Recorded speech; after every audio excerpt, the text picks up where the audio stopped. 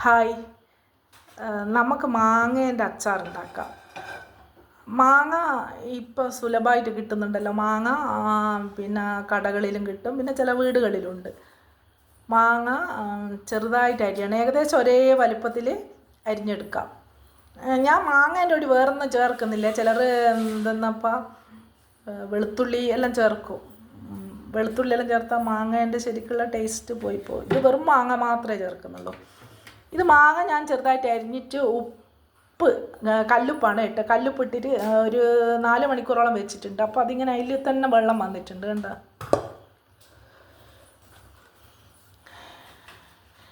പിന്നീട് പണ്ടെല്ലാം എല്ലാവരും പഞ്ചസാര എല്ലാം ചേർക്കും. ഞാനില്ല, ഈത്തപ്പഴം കൂടെ ചേർക്കുന്നുണ്ട്. കണ്ടോ, കുറച്ച് ഈത്തപ്പഴം അരിഞ്ഞ് വെച്ചിട്ടുണ്ട് ചെറുതാക്കിയിട്ട്. ആദ്യം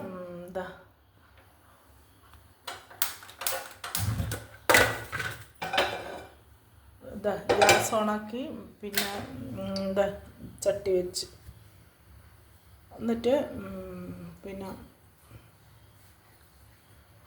കുറച്ച് എള്ളെണ്ണയാണ് ഒഴിച്ചിരിക്കുന്നത്. എള്ളെണ്ണ, കടുകെണ്ണ ഒഴിക്കും ചെറു മതി മതി. പിന്നെ ആദ്യം നമുക്ക് ഈ ഈത്തപ്പഴം ഒന്ന് വാട്ടിയിട്ട് വെക്കാം എള്ളെണ്ണയിൽ. നല്ലപോലെ വാട്ടിയിട്ട് വേറെ എണ്ണ എടുത്ത് വെക്കാം ആദ്യം.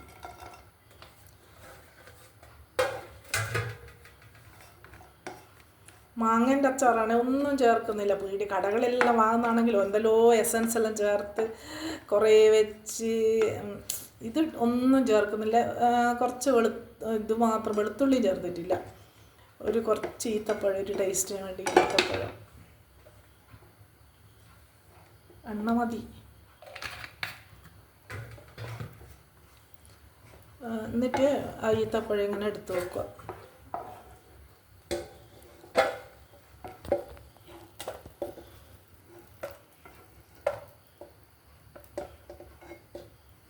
പിന്നെ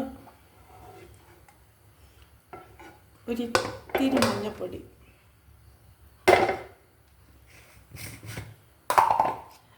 ഫ്ലെയിം ഒന്ന് കുറച്ച് കുറക്കുക തീ. ഇത്തിരി മഞ്ഞപ്പൊടി, ഒരിത്തിരി മുളക് പൊടി. ഒരു മുളക് പൊടിയനുസരിച്ചിട്ട് ഒരു അധികം എരിവ് വേണ്ട. ഒരു സ്പൂണ് അതിട്ടോ. ഇനി കുറച്ചും കൂടി, ഒരു സ്പൂണും കൂടി, ലേശം കൂടി ഇട്ടോ. ഇളക്കിയിട്ട്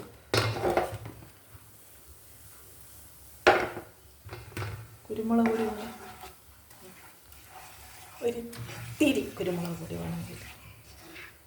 വേണമെങ്കിൽ മാത്രം ചേർത്താൽ മതി. ഒരിത്തിരി ടേസ്റ്റ്.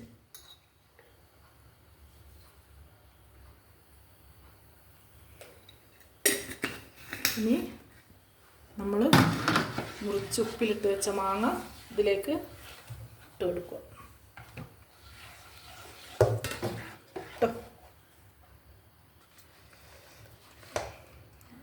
വേഗം ഇപ്പോൾ ഫ്ലെയിം ഒന്ന് ലേശം ഉയർത്തിയിട്ടുണ്ട്.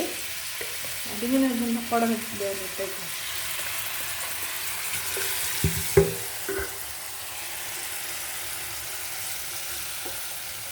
ഇത് നല്ലപോലെ ഇളക്കുക. ഇപ്പോൾ ഫ്ലെയിം ഒന്ന് ലേശം ഉയർത്തിയിട്ടുണ്ട്. എന്നിട്ട് നല്ലപോലെ ഇളക്കുക.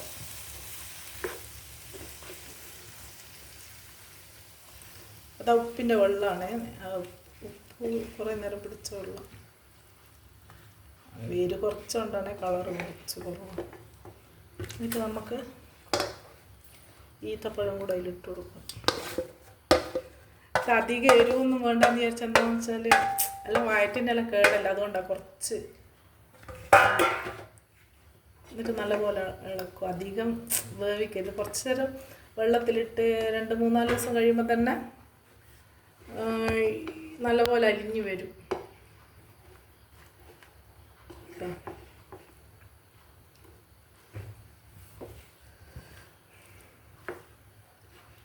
വേണമെങ്കിൽ എരിവ് ഇഷ്ടമുള്ളവർക്ക് കുറച്ചധികം എരിവ് ചേർക്കാം കേട്ടോ.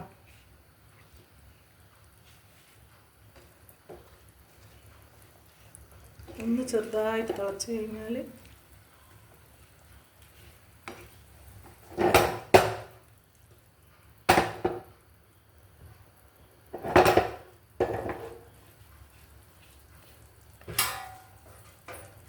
അധികം വേവരുത്. ഇനി ഓഫാക്കാം.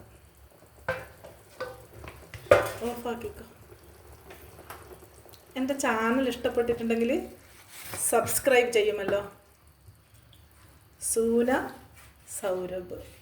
ഇതിന് കുറച്ച് നേരം അടച്ച് വെച്ചിട്ട് കുറേ കഴിഞ്ഞാൽ വേണമെങ്കിൽ ഒരിത്തിരി ഈ തണിഞ്ഞു കഴിഞ്ഞാൽ ഒരിത്തിരി വിനാഗിരിയും കൂടി ഒഴിക്കാം. എന്നുവെച്ചാൽ കുറച്ചുകൂടി കാലം നിൽക്കാൻ വേണ്ടിയിട്ട് ഒഴിക്കുന്ന വിനാഗിരി ഇപ്പോൾ ഒഴിക്കരുത്. നല്ലപോലെ ആറിയ ശേഷം വേണമെങ്കിൽ ഒഴിച്ചാൽ മതി. വേഗം എടുത്ത് തീർക്കുന്നതാണ് ഒഴിക്കണ്ട. കുറേ കാലം വെക്കുന്നുണ്ടെങ്കിൽ മാത്രം ഒഴിച്ചാൽ മതി. നമുക്ക് പിന്നെ വീണ്ടും കാണാം.